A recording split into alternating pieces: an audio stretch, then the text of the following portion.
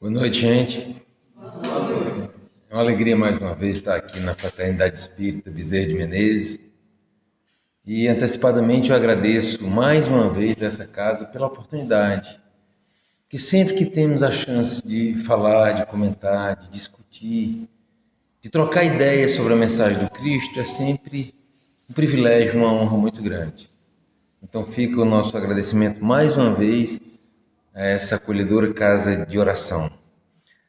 Hoje nós vamos tratar de um tema muito interessante que está no Evangelho de Lucas e especificamente está no Evangelho segundo o Espiritismo, capítulo 13, itens 5 e 6, que fala do óbolo da viúva.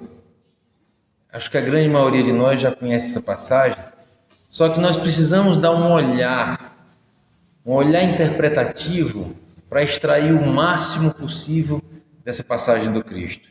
Que o que o Cristo fez foi pegar um momento cotidiano, que uma viúva estava depositando algumas moedas e jogou para a eternidade várias lições que 2000 anos nós precisamos aprender aqui com esse olhar interpretativo para essa passagem do Cristo. Estava o Cristo de frente ao gasofilácio com seus discípulos e de repente vários homens ricos de posses depositavam nesse gasofilácio grandes quantias e tinha um sino. Toda vida que eles colocavam a doação, eles tocavam o sino, como a gritar para a plateia: vejam como eu sou bondoso, vejam como eu estou dando uma quantia elevada. O Cristo percebeu se aproximar uma senhora muito pobre, viúva, que ela depositou somente 2 moedas de 10 centavos. Deu as costas e se retirou humildemente. O Cristo, invocando seus discípulos, disse: em verdade eu vos digo, o donativo daquela pobre viúva tem um valor muito maior do que toda a doação dada pelas outras pessoas até o momento. Porque quem dá de si dá muito mais do que quem dá simplesmente as sobras. Minha gente, é uma passagem muito curta, extraída de um cotidiano. E às vezes a gente fica pensando assim: o que é que isso tem a ver comigo? Que lição a gente pode tirar dessa passagem? Então essa nossa fala de hoje, nesses alguns minutos que a gente vai ter essa oportunidade, é justamente para a gente refletir no que é que a gente pode trazer a passagem do óbolo da viúva para o nosso cotidiano, para alterar a nossa forma de pensar, de sentir e de agir. Primeiro vamos esclarecer 2 coisas que aparecem 2 nomes que não é comum no nosso dia a dia, que é óbolo e gasofilácio. Óbolo tem duas traduções. Uma, ela pode ser considerada uma moeda grega de pequeno valor. E a segunda tradução é que óbolo seria um pequeno donativo. Uma interpretação ou outra atende ao nosso desiderato de olhar o tamanho da caridade daquela pobre viúva. E outra é o gasofilácio, que nada mais é do que uma urna, um baú com uma fenda onde as pessoas depositavam suas doações. Antes, meus irmãos, de entrarmos propriamente dito no tema, eu quero focar o olhar para o caput desse capítulo do Evangelho segundo o Espiritismo, que ele diz que não veja a sua mão esquerda o que faz a sua mão direita. Em muitas outras passagens, o Cristo fala de direita e esquerda. Em outro momento, o Evangelho cita que o Cristo estará sentado à direita de Deus. Em outra passagem, o Cristo num barco com Simão Pedro e outros pescadores que atiravam as redes de um lado da embarcação, sem pegar nenhum peixe. Aí o Cristo diz: atira as redes do lado direito do barco. E eles atiraram as redes do lado direito e pegaram muitos peixes. Eu até hoje, eu gosto muito de interpretar o Evangelho, mas eu não consegui decifrar que simbologia tem esse direito e esquerda que foi usado muitas e muitas vezes pelo Cristo. Mas essa última passagem fica fácil da gente interpretar. essa, justamente com Simão Pedro, em que o Cristo manda tirar as redes para o outro lado do barco. Nós podemos trazer esse ensinamento para o nosso cotidiano. O que é que o Cristo estava dizendo para aqueles pescadores como uma mensagem para a posteridade? Se não está dando certo, se não está pescando nada do lado esquerdo, lança as redes do lado direito. E trazendo para a gente, se a gente está fazendo algo na nossa vida, na nossa existência, na nossa jornada evolutiva que não está funcionando, precisamos mudar. Precisamos jogar nossas redes do outro lado. Um exemplo muito claro disso é que é comum nós combatermos equívocos com equívoco. Alguém diz, você não vai falar comigo? Eu também não falo com você. Ou seja, eu recebo o orgulho e dou de volta o orgulho. O Cristo poderia estar muito bem ao nosso lado e dizer, tenta fazer diferente, desse jeito não está dando certo, você não está evoluindo, você não está crescendo. Então, se alguém vem com egoísmo, nós vamos com humildade. É justamente mudar o lado em que a gente está tirando as nossas redes.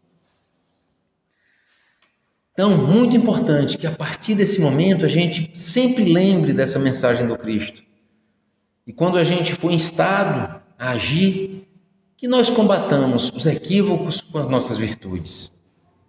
Então, sempre que alguém cometer uma falha, um equívoco para conosco, vamos usar da mensagem evangélica do Cristo para agir diferente com aquele nosso irmão que naquele momento se equivocou. Voltando agora para o óbolo da viúva, ela nos traz muitas lições. E a primeira delas, e talvez uma das mais importantes, é que ela nos ensina que muito mais importante do que falar é fazer. Lembram da narrativa? Os ricos vinham, doavam quantias muito elevadas e tocavam um sino para que os outros percebessem que eles estavam doando. Aquele tocar de sino é como se fosse um grito. Vejam o que eu estou doando. A viúva, que deu tudo o que tinha, não falou nada. Só fez o donativo, fez a doação, deu as costas e saiu. Então a primeira grande lição que essa viúva nos traz é essa, que já foi replicada muitas e muitas vezes e que Madre Teresa de Calcutá elaborou uma frase que se adequa muito bem a essa lição dessa viúva. Madre Teresa de Calcutá nos ensina que as mãos que ajudam são muito mais sagradas do que as bocas que falam e que rezam. E realmente, minha gente, o fazer tem muito mais valor do que o falar. Eu mesmo que vos falo agora, imaginem se a minha conduta no dia a dia for uma conduta diametralmente oposta ao que eu falo. Que incoerência! Imagine aquele que diz, eu te amo, e a todo momento, nas suas relações interfamiliares, no seu lar, com seus amigos, está contradizendo aquela boca que diz, eu te amo. Então precisamos focar nossa atenção que o Evangelho é para ser sentido, é para ser transformado em ação. Se a gente fica só falando da caridade, falando do amor, falando do perdão e nada faz, a gente não transforma a nossa realidade. E o Evangelho é um instrumento de transformação. Por isso que aprender o Evangelho nada mais é do que intelectualizar uma ideia para que depois a gente sinta a necessidade de transformar. Começando essa transformação por nós mesmos. A situação daquela pobre viúva era duplamente difícil. Na época de Jesus, as mulheres não trabalhavam, não obtinham renda. Então elas eram sustentadas pelos maridos. E ela era viúva. E além disso era pobre. Porque se fosse uma viúva e tivesse recursos, então ela vivia bem. Então a situação dela era de extrema dificuldade por essa dupla dificuldade que ela tinha. Ser viúva e ser pobre. Mas apesar dessa dupla dificuldade, tudo que ela tinha, 2 moedas que o relato evangélico fala, 10 centavos, ela deposita no gasofilácio. No ato extremo de doar algo de si mesmo, no ato extremo de dar de si, que o Cristo mesmo disse, é um ato muito mais valioso do que os que dão as sobras, mesmo que as sobras sejam quantias enormes. Minha gente, vamos trazer isso para o nosso dia. Pense nós, poxa vida, eu sou tão caridoso, eu dei um saco enorme, cheio de roupas, de sapatos. Será que essas roupas não estavam empilhadas no nosso guarda-roupa? Será que nessas roupas não era tão somente o que eu não usava mais? Será que aquele sapato não era aqueles que eu encostei, que às vezes estava furado, rasgado? Será que isso é caridade? Eu dar as minhas sobras? Porque parece até que quando eu dou minhas sobras, eu estou me livrando de um estorvo que estava dentro da minha casa. Aquilo estava me atrapalhando. Aí eu junto uma quantidade enorme de roupas e sapatos velhos e dou. Será que dentro daquele saco tem aquela camisa que eu mais estimava? Será que dentro daquele saco tinha um sapato, o último que eu comprei? Então a gente tem que ter um olhar muito criterioso para nos identificarmos nessa relação. Será que a gente no nosso dia a dia consegue agir como a viúva, que deu o óbolo, que deu tudo o que tinha? Ou será que nós somos como aqueles fariseus que davam quantias muito elevadas, que nada mais era do que as sobras deles? É bem verdade que quando a gente doa, quem recebe é beneficiado. A pessoa que está em necessidade recebe uma roupa, que recebe um calçado, ela é beneficiada. Mas sob o ponto de vista do doador, se eu dou as minhas sobras, o que é que eu estou fazendo em termos de caridade? Então, a primeira reflexão para nós outros dessa noite. E o Cristo nos diz que quem tira de si dá muito mais do que aquele que oferece meramente as sobras. Humberto Holder, ele tem uma frase que eu sempre gostei muito dela e cabe muito bem para essa passagem do óbolo da viúva. Ele diz que no plano das quantidades, quem dá empobrece. E no plano das qualidades, quem dá enriquece. Isso é uma grande verdade, minha gente. No plano das quantidades, se eu tenho 100 e doei 10, eu fiquei mais pobre. Mas no plano das qualidades, quem tem 100 e doa 10, fica mais rico. Porque fez caridade, porque está se sentindo melhor, porque progrediu, porque está cumprindo sua obrigação de se melhorar. Então vamos deixar essa frase de Humberto Holder no nosso coração. No plano das quantidades, quem dá empobrece. No plano das qualidades, quem dá enriquece. E nós? E nós? Como é que estamos nós na nossa prática de caridade? Porque a viúva a gente já sabe muito bem o que ela fez. E é comum dentre nós a gente dizer: se eu tivesse tempo, eu praticaria caridade. Se eu tivesse dinheiro, eu praticaria caridade. Se eu soubesse falar palavras bonitas, eu ia socorrer o meu irmão. Se eu não fosse tão tímido, eu sairia em auxílio dos outros. Não é comum a gente ouvir isso? Principalmente a falta de tempo e a falta de dinheiro, né? Só, minha gente, que a gente esquece que todos nós, sem exceção, temos recursos. Todos nós, sem exceção, temos recursos. Vejamos o exemplo da própria viúva, que tinha 2 moedinhas. O que ela podia dar, e ela doou. Vamos sair dos aspectos materiais. Jerônimo Mendonça, o gigante deitado, que muito jovem teve um adoecimento que paralisou o corpo inteiro, nem o pescoço ele movia. Só falava, ouvia e enxergava. Os amigos fizeram uma maca, tipo aquele carrinho de estivador que carrega cargas. Colocaram um colchão, pregaram 2 tábuas para a cabeça dele não cair nem para um lado nem para o outro. E levavam ele para o centro espírita.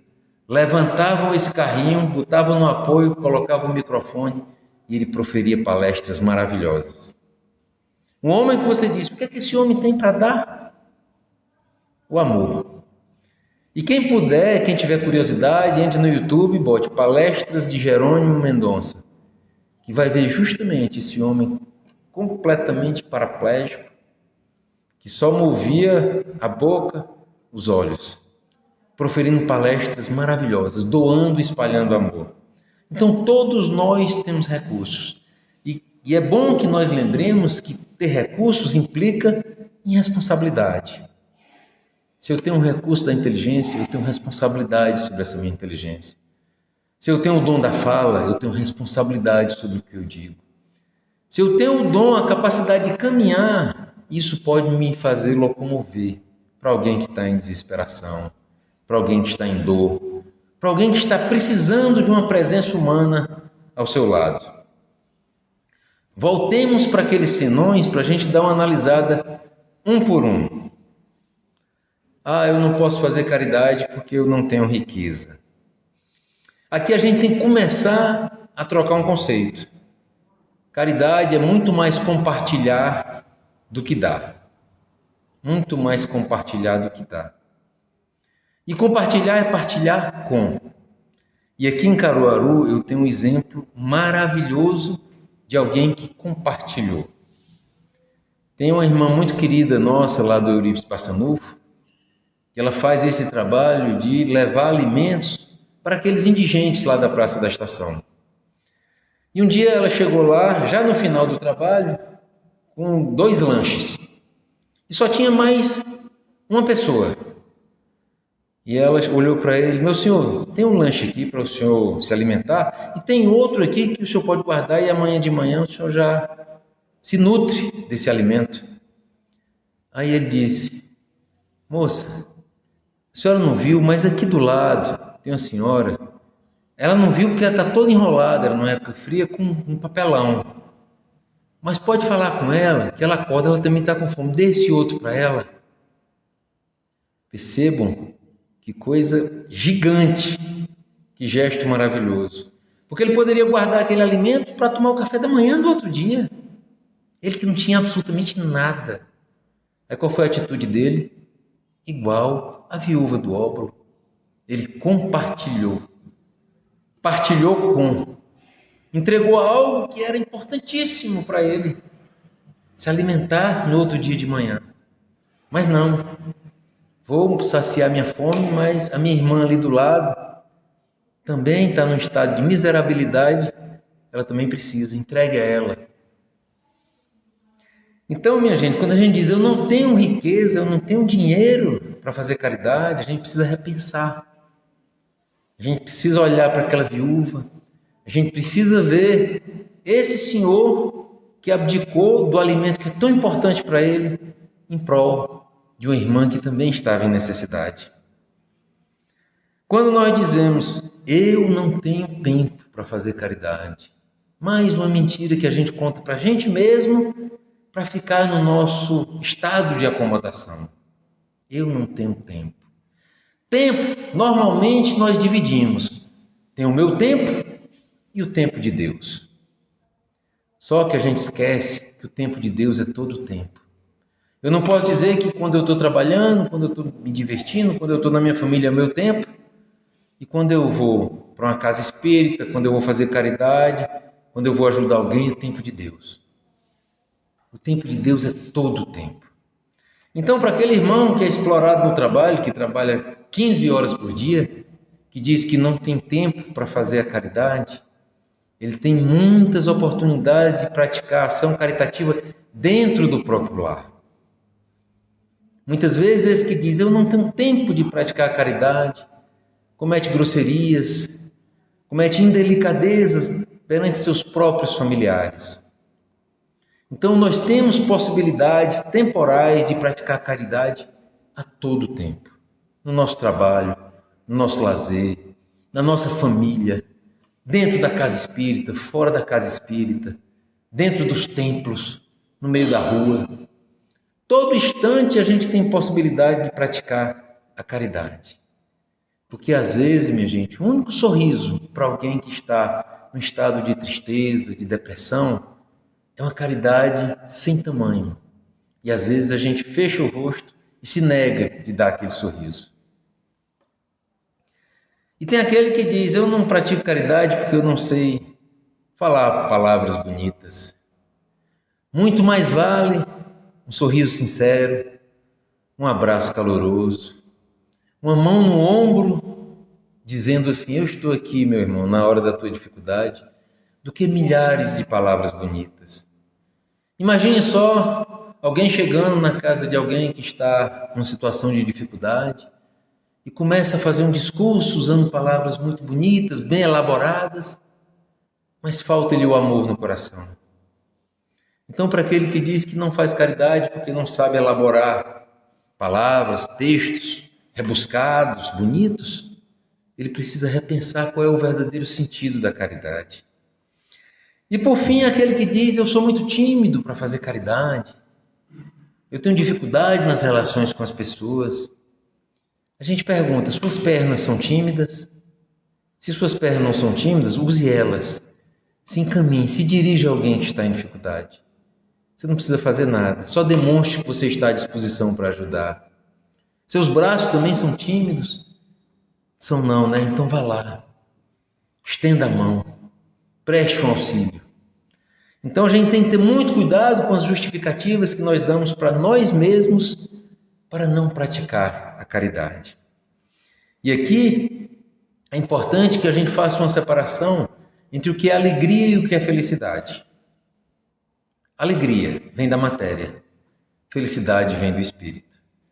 Lá na época do Cristo, com certeza, aqueles ricos que depositavam grandes somas no gasofilácio eram alegres. Alegria efêmera da matéria porque eram ricos. Com certeza, aquela viúva que doou aquelas 2 moedinhas era feliz. A felicidade dela vinha de dentro para fora. Porque a felicidade, minha gente, vem do perdão. A felicidade vem da simplicidade. A felicidade vem do amor. A felicidade vem da caridade, que nada mais é do que o amor em exercício.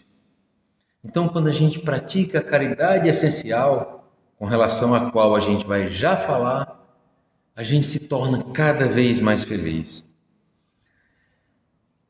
Precisamos entender que praticar a caridade só existe um momento certo e só existe um lugar certo para a gente praticar a caridade. O momento é o agora e o lugar é o aqui. É no aqui e no agora, meus irmãos, que a gente pratica a caridade. Vamos agora, aqui, sentado aqui na cadeira, na Fraternidade Espírita Bezerra de Menezes, ouvindo você falar: como é que eu vou praticar a caridade? Lance um pensamento de paz para alguém que é um desafeto seu. Faça um movimento de perdão para alguém que te ofendeu. Aqui, sentado na cadeira, só jogando energia. Eu te perdoo, meu irmão. Então a gente pode fazer caridade de todas as formas. Nós podemos fazer caridade no aqui e no agora, até dormindo. Até dormindo. Como? Em oração, que eu seja levado para uma zona de trabalho espiritual e que eu, de alguma forma, dentro da minha limitação, possa auxiliar. Esse pedido me dispõe a praticar a caridade dormindo. Eita, Rômulo, eu já trabalho tanto durante o dia, ainda trabalhar de noite. Só que esse trabalho do espírito, de forma alguma, cansa o corpo. Muito pelo contrário, o espírito só despreende e vai para o trabalho quando o corpo está num sono profundo, extremamente profundo e relaxado. Então, quando fazer a caridade? Agora. E onde? Aqui, a todo momento. Nós não podemos jamais cogitar de esperar ou fazer caridade no futuro. E aqui a gente traz um exemplo que não existe momento ideal que não seja o agora. Chico Xavier começou a psicografar as cartas para as mãezinhas em desesperação debaixo de um abacateiro, sentado debaixo de um abacateiro. Imagine se Chico Xavier dissesse assim: rapaz, daqui a 1 ano eu começo a psicografar, porque a gente constrói um barracãozinho ali e vai ficar tudo organizado. As milhares de mães que iam ficar em desespero, sem receber notícias dos seus filhos. Se Chico Xavier dissesse: não, 1 ano não é muito, 6 meses. Daqui a 6 meses a gente começa a psicografar, que é o tempo que eu arrumo um cantinho a gente faz uma reforma. As centenas de mães que ficariam sem essa comunicação. Não, 30 dias. 30 dias a gente dá uma ajeitada.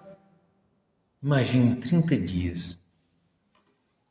A média de Chico era de 30 a 60 cartas por trabalho, por jornada de trabalho. Imagine o que 30 dias faria. Não, mas não é isso não. Ele só retardaria um dia. Ele ia pegar umas cadeirinhas, botar ali naquele abacateiro. Um dia de 30 a 60 mães não ia receber aquela mensagem. Então, minha gente, o momento é agora e o lugar é aqui. Enquanto tiver um necessitado, pode ser emocional, pode ser espiritual, pode ser material. Enquanto tiver um necessitado, a sociedade inteira está em débito. Precisamos nos atentar para isso. E só para comprovar que realmente o momento é o aqui e agora, eu trago uma historinha que eu acho que eu já contei aqui no Bezerra de Menezes, mas eu peço paciência para quem já ouviu, ouvir de novo, em benefício de quem não ouviu essa historinha ainda, e tem também o pessoal que está nos assistindo na rede social, para dar uma oportunidade para que eles ouçam.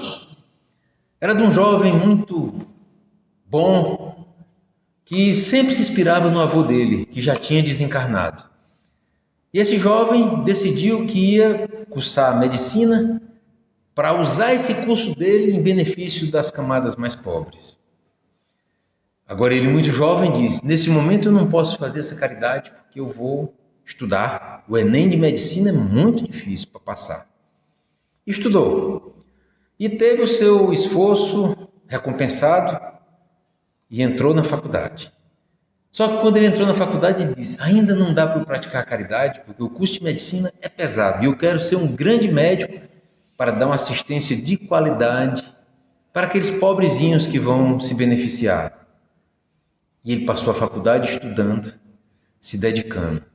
Se formou. Quando ele se formou, tinha acabado de casar, 2 filhos gêmeos. Aí ele disse: realmente eu tenho aquele compromisso de caridade com a pobreza. Mas nesse momento, acabei de casar, 2 filhos gêmeos, me formei agora com dificuldades financeiras, eu tenho que prover minha carreira, até porque eu tenho que suprir materialmente essa família. É uma das minhas obrigações espirituais.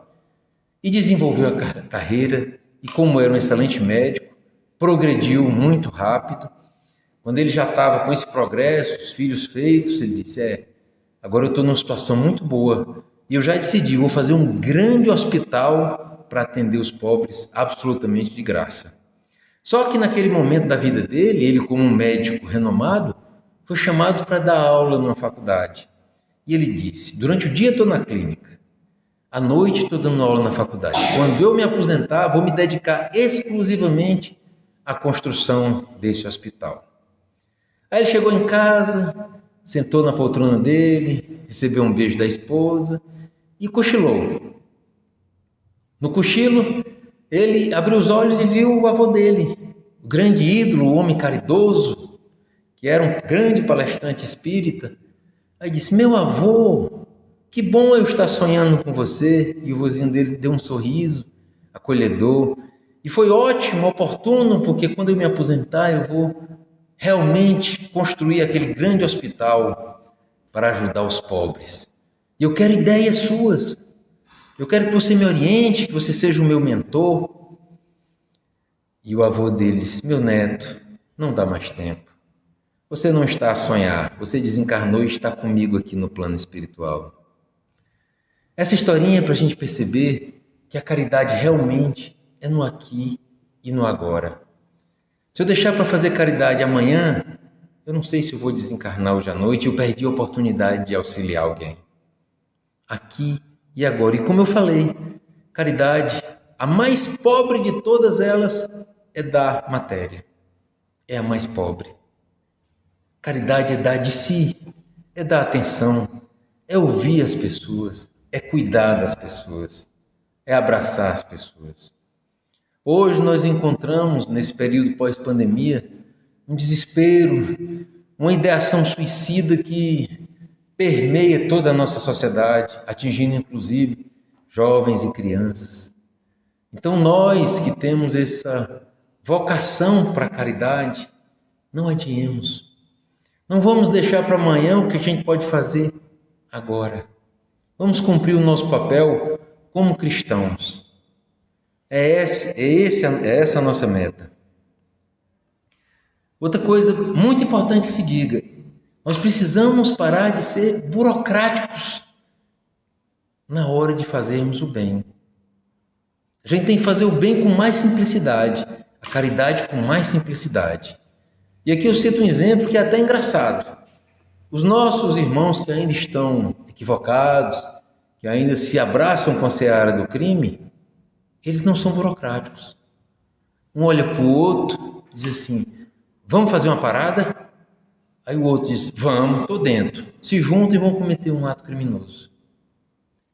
Nós, quando vamos fazer um bem, vamos fazer uma reunião, quem é que vai fazer a ata? Vamos programar, daqui a 2 meses a gente faz isso. Ah, mas vamos buscar recurso aonde? E às vezes a gente passa anos discutindo e a nossa bondade não sai da boa intenção. Então a gente precisa desburocratizar o ato de fazer o bem. Desburocratizar o ato de fazer caridade, de praticar caridade. Por quê? Porque a necessidade é muito grande. A necessidade não espera o nosso planejamento. A necessidade não espera o nosso tempo. No Livro dos Espíritos, na questão 886, a espiritualidade superior responde o que é caridade. É benevolência, que do latim vem de benevolutum, que quer dizer boas ações, fazer o bem. A indulgência, que nada mais é do que tolerância, aceitar os outros e perdão das ofensas. Benevolência, indulgência, perdão das ofensas.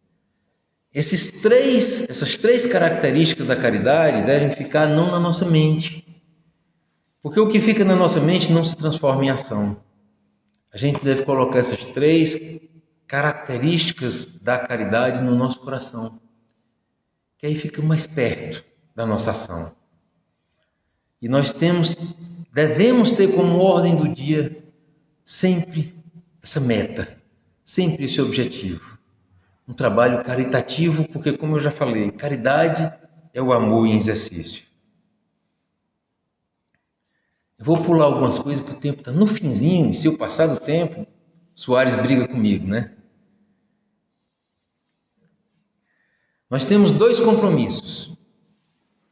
O primeiro é de nos melhorarmos a nós mesmos. Básico. Todos nós. Isso é uma missão comum a todos nós. E o segundo, que é uma consequência desse, transformar o universo. Rômulo, eu transformar o universo? Você, eu, essa menininha linda aqui da frente. Você também. Todos nós temos como objetivos de vida nos melhorar e melhorar o universo. Mas melhorar o universo é muito fácil, minha gente. Muito fácil. Qualquer passinho que eu dou na direção do meu progresso espiritual, eu estou tornando o universo um lugar melhor. Por menor que seja, se eu amanheço o dia emburrado e eu passo a dar um sorriso para minha esposa, meu esposo, se eu trato meu filho sempre com grosseria e eu passo a tratar ele com mais delicadeza, são pequenos passos que melhoram não só o meu entorno, mas o universo como um todo. Caridade é como um toque de Midas. Vocês lembram do rei Midas, né? Que tudo que ele tocava virava ouro. Então caridade tem um toque de Midas. Vamos voltar para aquele rapaz lá na Praça da Estação, que teve a oportunidade de pegar 2 refeições, mas uma delas ele direcionou para outra pessoa que estava em outro local também necessitando. Que gesto magnânimo, que gesto grande desse homem, e que tem um toque de Midas.